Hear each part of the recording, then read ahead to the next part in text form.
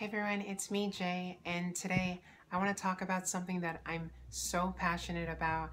I've done so many research papers on, I've done speeches on it, and I really just want to clear up the air with the whole stigma and whole false accusations behind this topic. And if you guys don't know what I'm talking about medicating trans kids and starting them on hormone replacement therapy. I know that there's a lot of trans influencers who are stating these false claims about what's involved in the process of treating trans kids. So I just want to kind of jump into this by stating that it's not child abuse at all.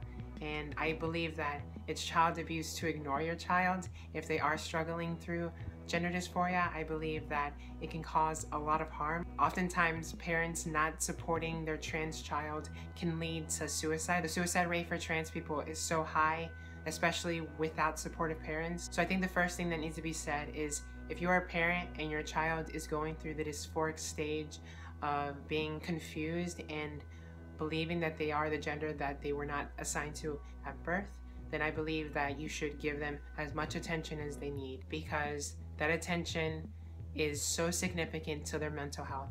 I wish that I had it. I wish that I came out way earlier.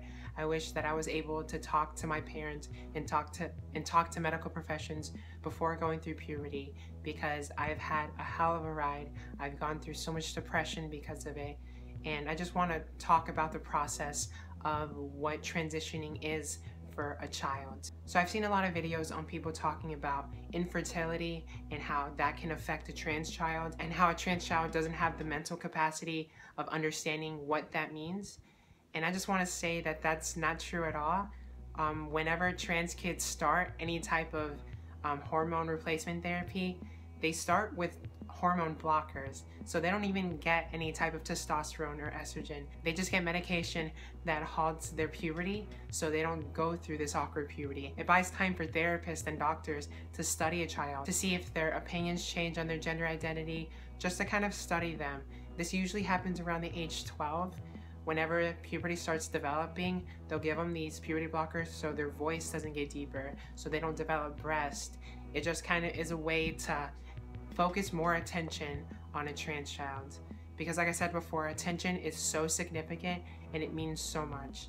So after about 4 years of this hormone blocking, when they're around 16, that's when the big decision comes of kind of understanding their future and if they want to have kids or not. And it sucks because if they do jump into hormone replacement therapy, they do have to face that reality that they probably can't birth biological children, which can be a very hard process to go through. But I really believe that we need to kind of kill the stigma that a child has to biologically be yours in order for you to have a child. There are so many other options out there to have kids that the idea of biologically having your own child is irrelevant. By making that a determining factor on whether a child should transition or not really puts a bad taste in my mouth, because it kind of feeds into the stigma that there's something wrong with gay and lesbian people because they cannot birth their own children. I really think we need to stop spreading false information on what it means to be trans and what it means to